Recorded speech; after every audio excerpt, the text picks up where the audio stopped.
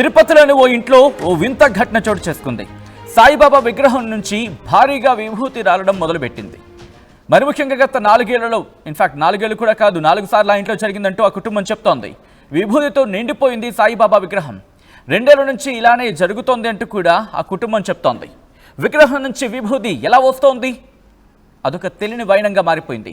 అంతా బాబా మహిమే అంటున్నారు. ఆ కుటుంబం మాత్రం బాబా అనుగ్రహమే అంటోంది. అంతా బాబా అనుగ్రహం అంటోంది ఆ కుటుంబం. దాంతోపాటు పలువురు భక్తులు కూడా విగ్రహం నుంచి విభూతి ఏంటా అంటూ మరికొంతమంది వాదన. మీరు చూడొచ్చు, గతంలో కూడా ఇటు సాయిబాబా విగ్రహానికి సంబంధించి సాయిబాబా ఫోటోకి విభూతి వచ్చేదంటూ ఆ కుటుంబం చెప్పుకొచ్చింది. ఇది మేమంటున్న మాట కాదు, ఆ విజువల్స్ మీరు చూస్తున్నారు.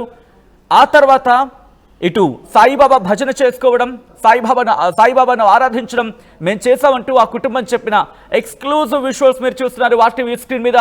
దీంతో ఆయన కిరీటం నుంచి విభూతి రాలుతోంది. ఆయన కిరీటం నుంచి విభూతి రాలుతోందంటూ ఆ కుటుంబం చెప్తోంది. అంతేకాదు, ఆ విగ్రహానికి చెమట పట్టినట్టుగా చెమ్మగా మారి ఆ తర్వాత ఆ విభూతి వస్తుందంటూ ఆ కుటుంబం చెప్తోంది.